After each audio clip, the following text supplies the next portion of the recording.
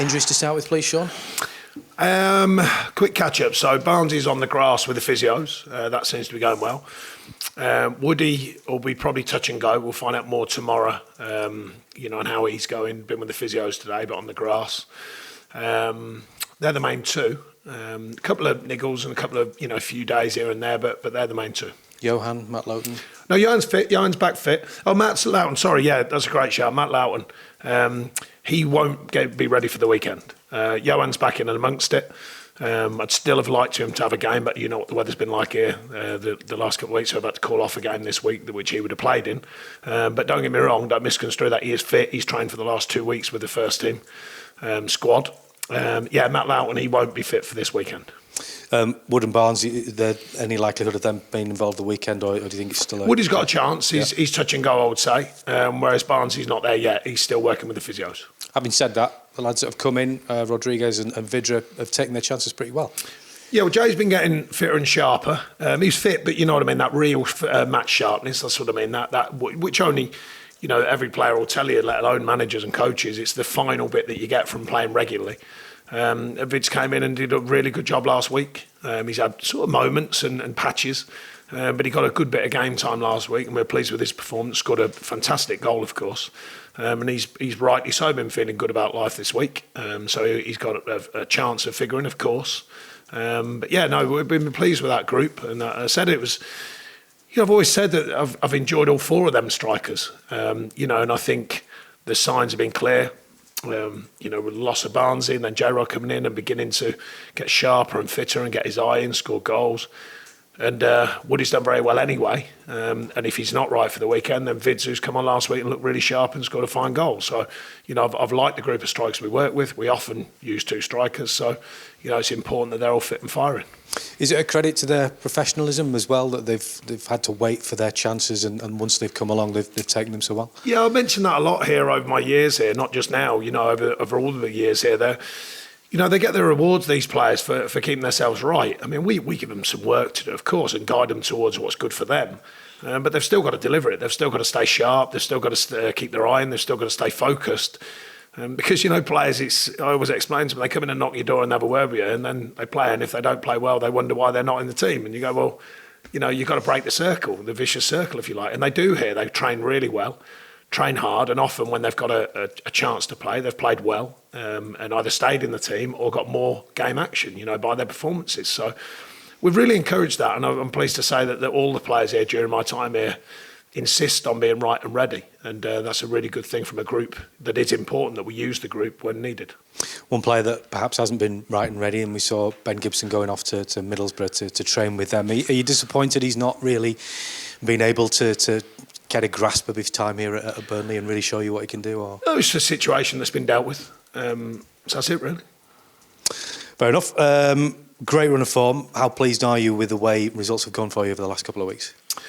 Yeah, very pleased. We come out of a tricky spell, which can happen. And I think it's often the way that you come out of them spells, and we come out of it with good performances, good points, of course, and generally a sort of a reward, really, for handling the disappointments. That's part of being a footballer, and collectively as well, keeping your focus right in when things are going against you. And I think they've come out of a tough spell and delivered, certainly... Out the four performances, pretty good all the way across, really, pretty consistent. We were a bit quiet last week. I thought Southampton first half, but we were strong second.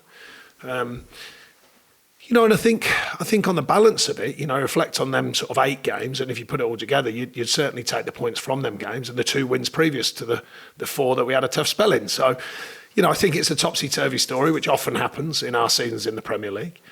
Because of the challenge that's out there, and it's not just you all the time performing. You've got 11 others out there trying to put you off your performance and trying to win games, and it's a tough challenge. It's simple as that. But when we're going well, when we're performing, I think we're competitive in every game, and we've shown that. I mean, during that bad spell, you often said that you didn't think you were very far away from getting good performances and getting good results. So, is it just tiny little things that have changed here and there? Do you think? Yeah, I think. The reason for that is because sometimes it's one of the things you feel a game when you're standing watching it from years of experience, but when you watch it back, no sound, no emotion. I mentioned it a few times that it's a different.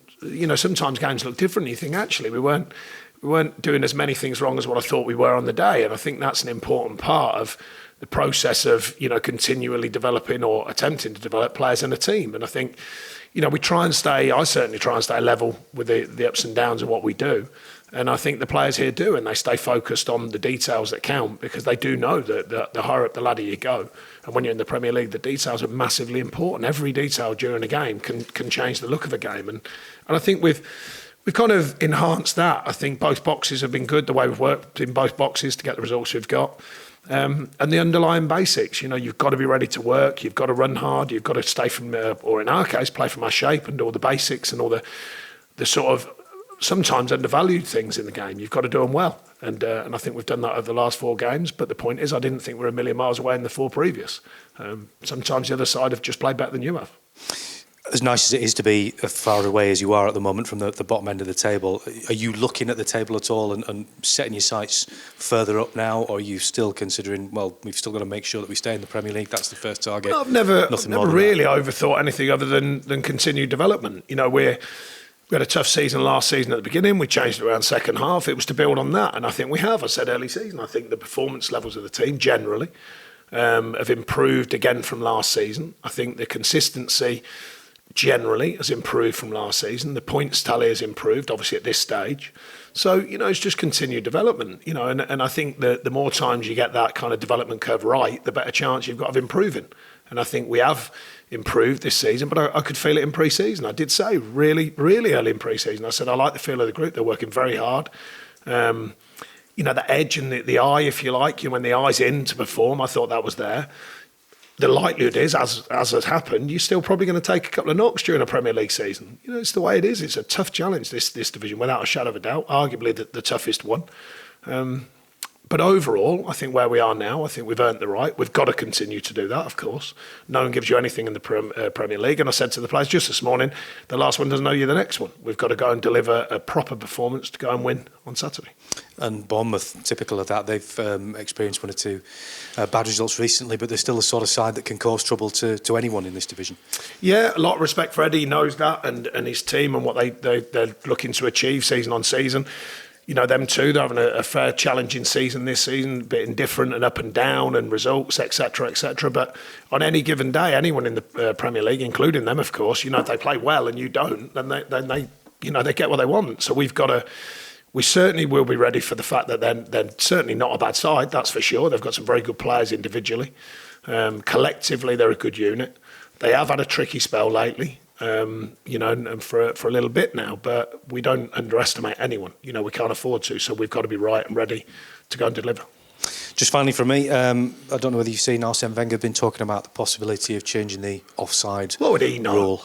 He didn't do anything. Didn't achieve anything. Yeah. How would he have an opinion? The attempt is to try and make it a little bit clearer when it comes to sort of VAR decisions and what have you. Is that something that you would welcome?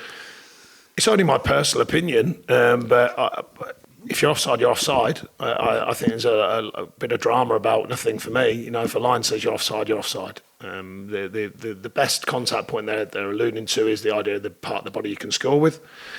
If it moves 10 centimetres, people say it's a joke, should be 11. So, what you can do, just keep moving it backwards, forwards. At the end of the day, it has to be somewhere. I think just get on with it. There's other parts of VAR, which I'm a big fan of, as you know, but there's other parts I think can be streamlined, and other decisions need a bit more balance to them, I think, where one referee will give something the other referee won't. And I think that probably the eyes need training in the screens, to find a more balanced view of that. But the offside, for me, I'd leave it alone, and just if you're offside, you're offside. Simple as that. Hi, Sean. You've spoken quite often this season about that sort of competitive edge with the 4 strikers, which obviously was evident at Southampton. Do you think that goal and that sort of performance can just give Mate that extra little spring in his step to really kick on confidence-wise as well? I think for any player, they just want to be playing, and that's the first marker. And when you're playing, then you want to play well.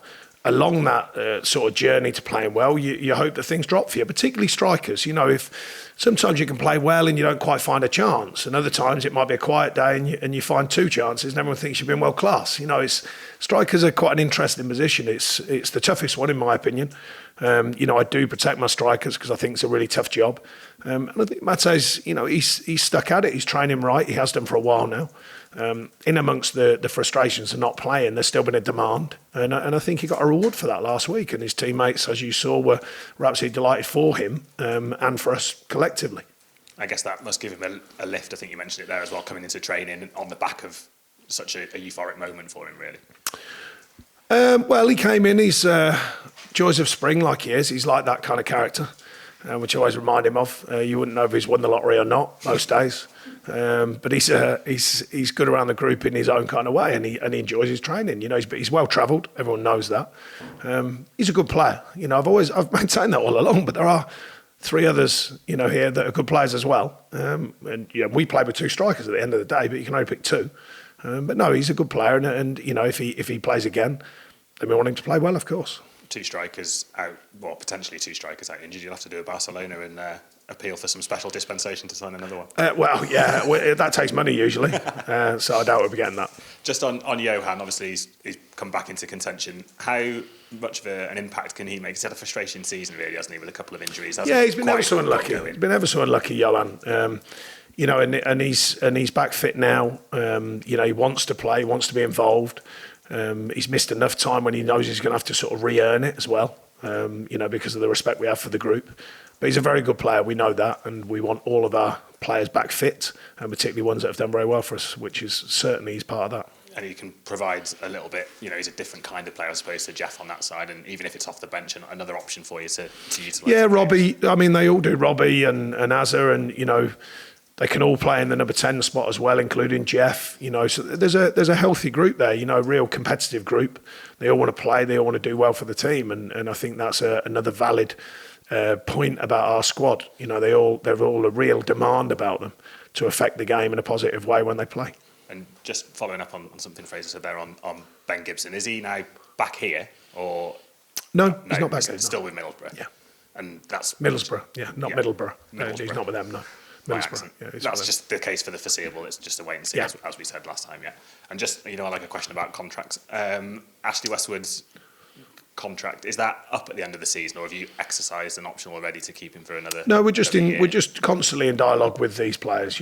Across the board. And we'll see what comes of that.